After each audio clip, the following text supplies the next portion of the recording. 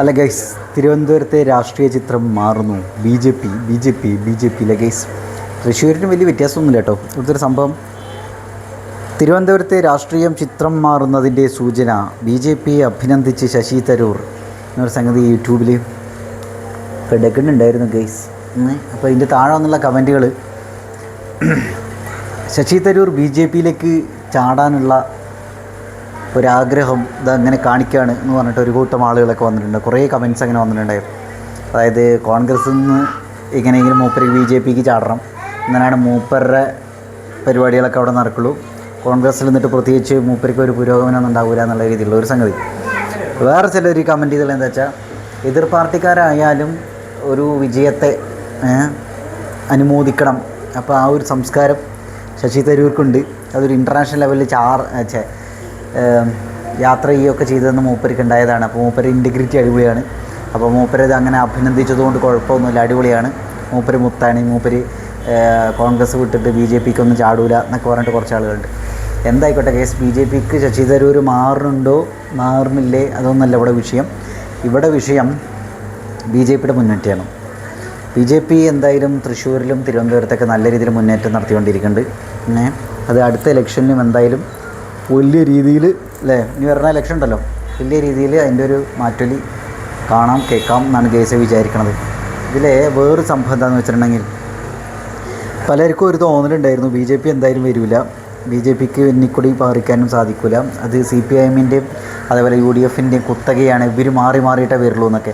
എന്തായാലും അങ്ങനെയുള്ള വലിയൊരു ചിന്തയുടെ, വലിയൊരു അഹങ്കാര മനോഭാവത്തിൻ്റെ മണ്ടക്കടിച്ച പോലെയാണ് BJPയുടെ വിജയം തോന്നുന്നത് കേസ്. ഞങ്ങളുടെ നാട്ടിലുണ്ട് ഒരു BJP മൊത്തം 16 2 കോൺഗ്രസും ഒരു BJP ഓപ്പൺ ചെയ്തു. അപ്പോൾ എന്തായാലും ഇതൊരു വലിയ മുന്നേറ്റം തന്നെയാണ്. ഒരു സമയത്തൊന്നും കേരളത്തിൽ BJPക്ക് ഒരു തരത്തിലും വേരോട്ടം ഉണ്ടാവില്ല, ഒരു തരത്തിൽ അവർക്കൊരു തീപ്പൊരി ഉണ്ടാക്കാൻ പറ്റില്ല എന്ന് വിചാരിച്ചിരിക്കുന്നത് ഇപ്പോൾ കത്തി തുടങ്ങിയിരുന്നു, അവിടെ കൂടി കത്തി തുടങ്ങിയിരുന്നു. ഇത് മറ്റ് പാർട്ടിക്കാരുടെ ഉള്ളിലും മൊത്തത്തിലൊരു കത്തലായിട്ട് മാറുന്നുണ്ട് കേസ്. അപ്പോൾ എന്താ നിങ്ങളെ അവസ്ഥ ആലോചിക്കും, 16 വാർഡുകളുള്ളതിൽ ഒന്നിൽ മാത്രം BJP. അപ്പോൾ ഒറ്റൊന്നല്ലേ ഉള്ളൂ, അങ്ങനെ എടുക്കണ്ട. ഇത്രയോ എന്തത് ആദ്യമായിട്ടാണ് ഒരു BJPക്ക് ഇവിടെ കിട്ടണത്. അപ്പോൾ എന്തായിരുന്നു വെച്ചാൽ, ആ മൂപ്പര് തന്നെയാണ് അവിടുത്തെ രാജാവ്, അങ്ങനെ തന്നെ എടുക്കേണ്ടി വരും. മൂപ്പരന്നെ രാജാവ്, ഒറ്റയ്ക്ക് വഴി വെട്ടി വന്നവനാടാ എന്നുള്ളൊരവസ്ഥയിൽ. അപ്പോൾ എന്തായാലും വേറൊരു കാര്യമുണ്ട്, BJPക്കാർ എന്തായാലും അങ്ങനെ വരുന്ന സമയത്താണെങ്കിൽ ആ വാർഡിൽ അല്ലെങ്കിൽ ആ ഒരു സ്ഥലത്ത് മൊത്തം എടുക്കുക. അപ്പോൾ തൃശ്ശൂർ, തിരുവനന്തപുരം, എൻ്റെ നാട്ടിൽ കാര്യങ്ങളില്ല, ഞാൻ മൊത്തത്തിൽ ചേർത്ത് പറയുന്നത്, ഒരു സ്ഥലത്ത് BJP കിട്ടിയാൽ സ്വാഭാവികമായിട്ട് അവർക്ക് പഞ്ചായത്തുനിന്നോ അല്ലെങ്കിൽ മുനിസിപ്പാലിറ്റി കോർപ്പറേഷനോ ബാക്കിയുള്ളവർ ഒതുക്കി കെട്ടാൻ ശ്രമിച്ചാലും എന്ത് സംഭവിക്കുന്നുണ്ടായിരിക്കും, അവിടുത്തെ BJPയുടെ പ്രധാനപ്പെട്ട ആളുകളിലെ കേരളത്തിൽ ഇവരുടെ പലതരത്തിലുള്ള സഹകരണത്തോടുകൂടി, സഹായത്തോടുകൂടി, സപ്പോർട്ടോടുകൂടി, അല്ലെങ്കിൽ കേന്ദ്രത്തിൽ നിന്നുള്ള പല തരത്തിലുള്ള സഹായത്തോടു കൂടി ഒരുപാട് പുരോഗമനപരമായ കാര്യങ്ങൾ അവിടെ ചെയ്യാൻ, റോഡ് അല്ലെങ്കിൽ സാംസ്കാരിക പ്രവർത്തനങ്ങൾ, ഇങ്ങനെ കുറേ കാര്യങ്ങൾ ചെയ്യാൻ അവർ ശ്രമിക്കുന്നുണ്ടായിരിക്കും. എന്താ കാരണം എന്നറിയോ, ഇനിയുള്ള ഇലക്ഷനെങ്കിൽ അറ്റ്ലീസ്റ്റ് ഇനിയുള്ള ഇലക്ഷനെങ്കിലും ഇവർക്ക് നല്ലൊരു ഇമേജ് ഉണ്ടാക്കിയെടുക്കണ്ടേ.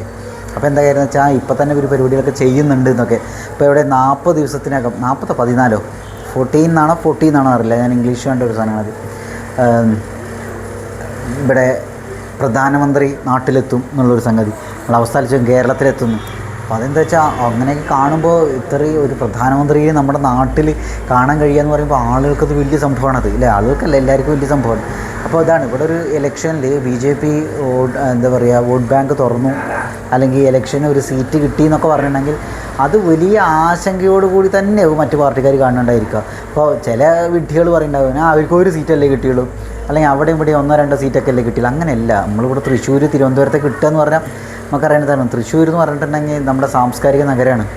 അവിടെ പിടിച്ചെടുക്കുക എന്ന് പറഞ്ഞാൽ ചില്ലറ പരിപാടിയല്ല. അതേപോലെ തന്നെ അവിടെ ഇങ്ങനൊരു തുറക്കുക എന്ന് പറഞ്ഞിട്ടുണ്ടെങ്കിൽ ചില്ലറ പരിപാടിയല്ല. അതേപോലെ തന്നെ നമ്മുടെ കേന്ദ്രത്തിൻ്റെ അവസ്ഥ ആലോചിച്ചൊക്കെ, അവിടെയും പിടിച്ചെടുക്കുക എന്ന് പറഞ്ഞിട്ടുണ്ടെങ്കിൽ. അതുപോലെ പാലക്കാട് ടൗണിൽ ഇപ്പോൾ UDFനും അതേപോലെ BJPക്കും നല്ല രീതിയിലുള്ള മുന്നേറ്റങ്ങളുണ്ട്, അല്ലേ?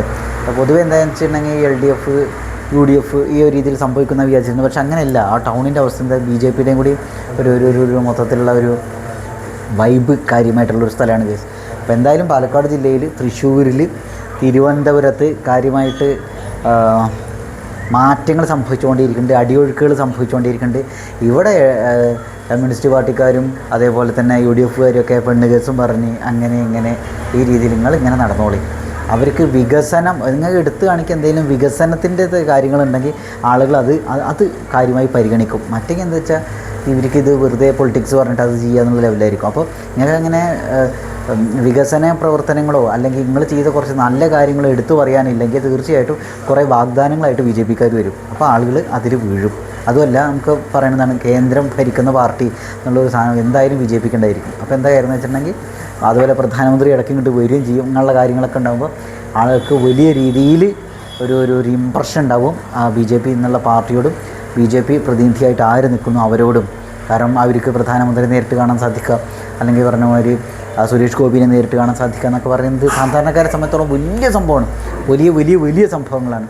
അപ്പോൾ പ്രത്യേകം ശ്രദ്ധിക്കുക ഇനിയെങ്കിലും. അപ്പോൾ ഞാൻ ഇതിൽ കാണുന്ന പോസിറ്റീവായിട്ടുള്ളൊരു കാര്യം ഇതാണ് ഗൈസ്, 3 പാർട്ടിക്കാരും വളരെ സ്ട്രോങ് ആയിട്ട് നമ്മുടെ കേരളത്തിൽ ഇങ്ങനെ വരികയാണെങ്കിൽ കാര്യമായ വികസനം കേരളത്തിൽ ഉണ്ടായിരിക്കും അല്ലേ. കാരണം ഒരു പാർട്ടിക്കാരും വിചാരിക്കില്ല ഇത് വളരെ ഈസി ആയിട്ടുള്ളൊരു സംഗതിയാണ്. നല്ല ഒന്ന് ഇവർ പിന്നോട്ട് പോയിട്ടുണ്ടെങ്കിൽ അപ്പുറത്ത് സീറ്റ് പിടിക്കാൻ ബാക്കി 2 പാർട്ടിക്കാരും ഉണ്ട്. അപ്പോൾ അത് എന്തായാലും കോമ്പറ്റീഷൻ ഉണ്ടാവും.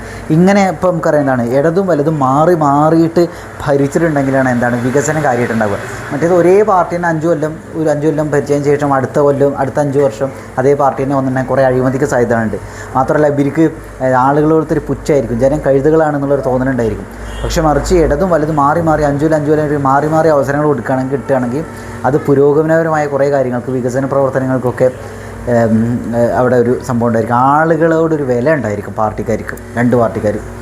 മറ്റേ ഇലക്ഷൻ സമയത്ത് മാത്രം വിലയുള്ള കഴുതുകളാണ് ജനങ്ങൾ എന്നുള്ള ആറ്റിറ്റ്യൂഡിൽ മാറ്റം വരും. ഇപ്പോൾ ഇവിടെ ബി ജെ പിയും അതേപോലെ LDFും UDFും ഈക്വലായിട്ടുള്ള രീതിയിൽ ശക്തികളാണ് വിചാരിക്കുക, തുല്യം ശക്തികളാണ്. അല്ലെങ്കിൽ അങ്ങനെ ഒരു സംഭവമായിട്ട് ആളുകൾക്ക് അങ്ങനെ പാർട്ടിക്കാർക്ക് അങ്ങനെ സ്വയം തോന്നുകയാണെങ്കിൽ അവസ്ഥ എന്ന് വെച്ചാൽ ഇവർ ഭയങ്കരമായ രീതിയിൽ എന്തെങ്കിലും വികസന പ്രവർത്തനങ്ങൾ അങ്ങനെയുള്ള കാര്യങ്ങളൊക്കെ മുന്നോട്ട് കൊണ്ടുവരാനുള്ള ശ്രമം നടത്തും. അത് നമുക്ക് നാട്ടുകാർക്ക് ഗുണം ചെയ്യും ഗൈസ്. അപ്പോൾ ഇതൊക്കെയാണ് എനിക്കവിടെ തോന്നുന്നത്. എന്തായാലും ശശി തരൂർ പാർട്ടി മാറണോ എന്തെങ്കിലും ഇവിടുത്തെ വിഷയമല്ല. എന്തായാലും BJP മുന്നേറ്റം അത് നമുക്ക് അവഗണിക്കാൻ സാധിക്കുന്നതല്ല ഗൈസ്.